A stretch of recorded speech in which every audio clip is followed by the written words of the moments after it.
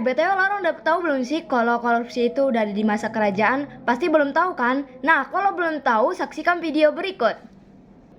Perilaku korup di zaman kerajaan tidak dapat dilepaskan dari kehidupan para elit istana yang tamak kekuasaan. Sejarah kerajaan di masa lalu selalu penuh dinamika perebutan kekuasaan. Kerajaan Singasari adalah salah satu kerajaan yang didera perebutan kekuasaan dan perilaku korup menghancurkannya. Hancurnya pemerintahan disebabkan hausnya oknum penjabat istana terhadap kekayaan. Serangan Jayat Katawang meluluhlantakan kerajaan Singasari sekaligus membunuh Raja Trakina Kertanagara. Perilaku korup masih berlanjut di masa kerajaan Majapahit. Majapahit adalah kerajaan Hindu-Buddha terakhir yang menguasai Nusantara dan dianggap sebagai salah satu dari kerajaan terbesar dalam sejarah Indonesia masa lalu. Runtuhnya Majapahit juga tidak terlepas dari perebutan kekuasaan serta perilaku korup penjabat pemerintahan. Akibatnya, Majapahit rentan terhadap serangan dan konflik. Para elit politik lebih mengutamakan menimbun harta pribadi atau golongan ketimbangan menjaga kepentingan serta persatuan bangsa dan negara.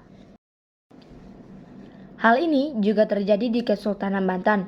Sekitar tahun 1680 terjadi perselisihan dalam Kesultanan Banten akibat perebutan kekuasaan dan pertentangan antara Sultan Ageng dengan putranya Sultan Haji.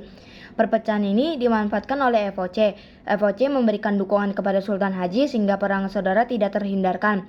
Bantuan dan dukungan ini tidak gratis. Sultan Haji mesti memberikan kompensasi atau balas jasa kepada FOC. Pada 12 Maret 1682, wilayah Lampung diserahkan kepada FOC. Lalu pada tanggal 22 Agustus 1682, surat itu kemudian dikuatkan dengan surat perjanjian yang membuat FOC memperoleh hak monopoli perdagangan lada di Lampung. Selain itu, perjanjian tanggal 17 April 1684 mewajibkan Sultan Haji mengganti kerugian akibat perang tersebut kepada FOC.